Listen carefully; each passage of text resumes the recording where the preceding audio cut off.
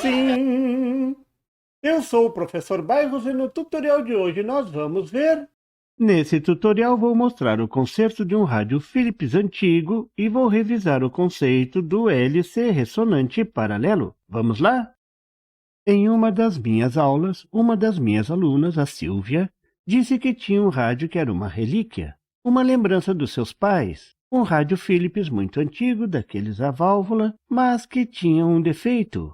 Ao trocar de estação fazia um barulhão e não dava para sintonizar a estação direito.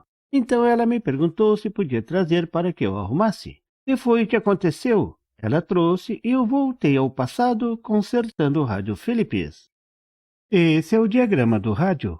Um rádio antigo a válvula, mas o circuito com defeito ainda continua o mesmo de hoje em dia. O circuito tanque de sintonia. Veja no diagrama o circuito de sintonia, aquele que seleciona a estação desejada. A seleção é feita através de um capacitor variável, o capacitor C9 no diagrama. O circuito de sintonia, ou circuito tanque, é composto por um capacitor e um indutor em paralelo, formando um circuito ressonante. Você lembra como funciona o circuito LC ressonante em paralelo? Isso mesmo! Na frequência de ressonância, a impedância é muito alta. O circuito LC se comporta como um circuito aberto. No restante das frequências, acima e abaixo da frequência de ressonância, a impedância cai muito, um verdadeiro curto-circuito. No circuito de sintonia, o circuito tanque está ligado à antena. O sinal que chega na antena é enviado ao circuito tanque antes de ir para o amplificador de radiofrequência. Todas as ondas chegam na antena, as ondas das estações transmissoras, mas somente uma não é desviada para o terra. A estação transmitindo na mesma frequência do circuito tanque LC ressonante.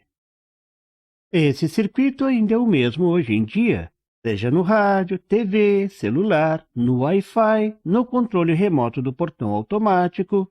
Todo equipamento que trabalha com receptor e transmissor de radiofrequência tem o circuito tanque ligado à antena. Para sintonizar mais de uma emissora, o circuito tanque deve variar a frequência de ressonância. Isso pode ser feito variando a indutância do indutor ou a capacitância do capacitor. O mais fácil é variar a capacitância do capacitor. Antigamente, isso era feito usando um capacitor variável. Uma das placas do capacitor podia ser deslocada variando a área das placas. E como você já sabe, a capacitância depende da área das placas do capacitor.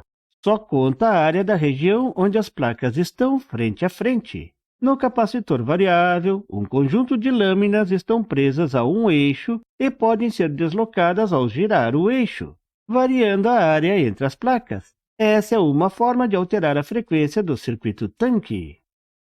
Hoje em dia, o capacitor variável foi substituído por um capacitor semicondutor, um diodo chamado varicap. Um diodo que usa a região de depleção como o dielétrico de um capacitor formado pelas junções PN.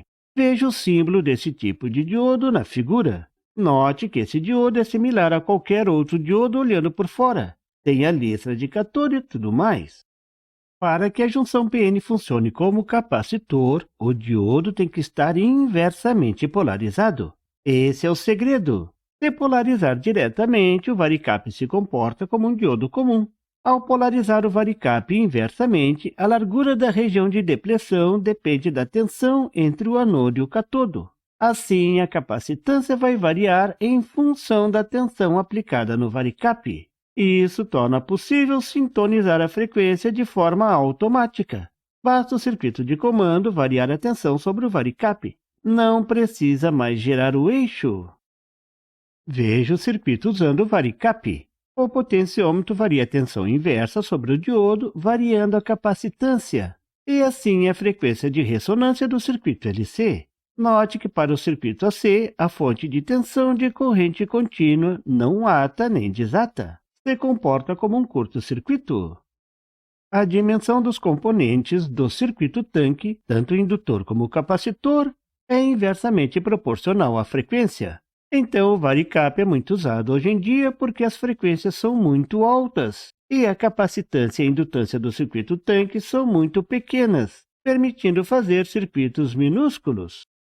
Mas, antigamente, era usado o capacitor variável com placas e tudo mais, porque o rádio AM trabalha em frequências baixas, da ordem de kHz ou poucos megahertz. Mas o capacitor variável é um componente eletromecânico e era muito comum que as placas móveis se deslocassem fazendo um curto entre elas. A distância entre as placas é muito pequena, da ordem de 1 milímetro. Assim, com o tempo, com o esforço mecânico para girar o eixo ou a variação da temperatura, o desgaste do sistema mecânico fazia as placas móveis se deslocarem.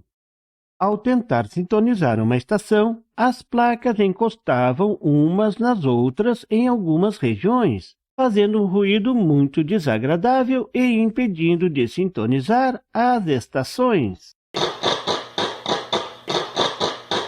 Como consertar?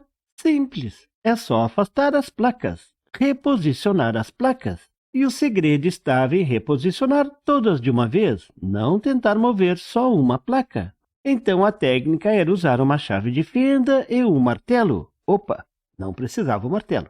E ir batendo levemente no sistema de suspensão do capacitor variável. Tenho certeza que muita gente vai lembrar de já ter feito isso lá no passado. Algo similar se faz hoje para posicionar o eixo de um motor pequeno, desses de ventilador que com o tempo desgasta a bucha.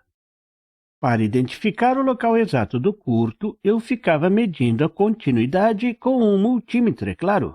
E quando o multímetro acusava o curto, eu ia lá e dava uma batidinha de um lado ou de outro até o curto sair. Pronto, era muito simples e rápido de fazer. Ganhei muitos trocados com essa técnica, que financiou muita reunião dançante aos domingos à tarde. Veja o vídeo do concerto do rádio da Silvia. Eu consertei no meu rancho mesmo, nem foi preciso levar para a oficina. Rápido, lépido e rasteiro, como dizia o chefe escoteiro Nelson Senna. Esse é o defeito. Faz o ruído.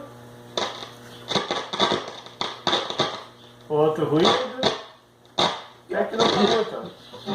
As partes altas tá boa.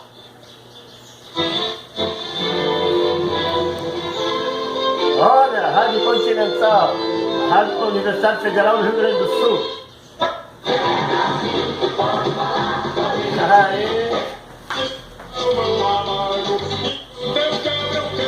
Olha a música de grosso, gaúcha.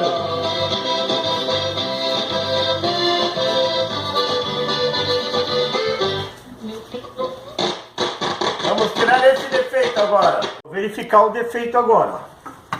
Então, primeiro, eu sem o rádio ligado, eu vou medir na continuidade. Ó.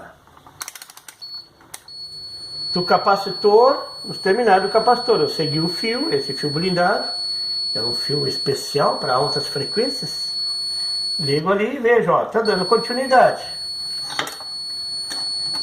Baixo, separei a bobina para ter acesso. Aí eu vou no capacitor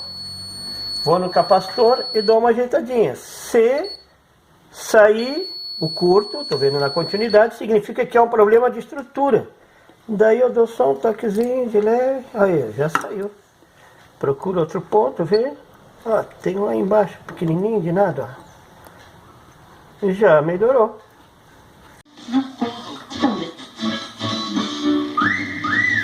Tá funcionando o rádio. É sucesso! Você viu nesse tutorial como funciona e a aplicação do capacitor variável e como consertá-lo. Um depoimento histórico, já que você provavelmente nunca vai consertar um capacitor dessa forma. Assim como você nunca vai se divertir em uma reunião dançante ao som de uma vitrola Philips, como era feito antigamente. Bem que, para dizer a verdade, as festas hoje em dia são bem mais animadas. Até a próxima recordação. Ou será um tutorial? E por favor, se você não é inscrito, se inscreva e marque o sininho para receber as notificações do canal.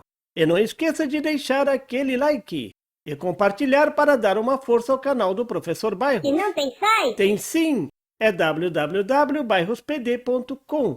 Lá você encontra o PDF e tutoriais sobre esse e outros assuntos da eletrônica.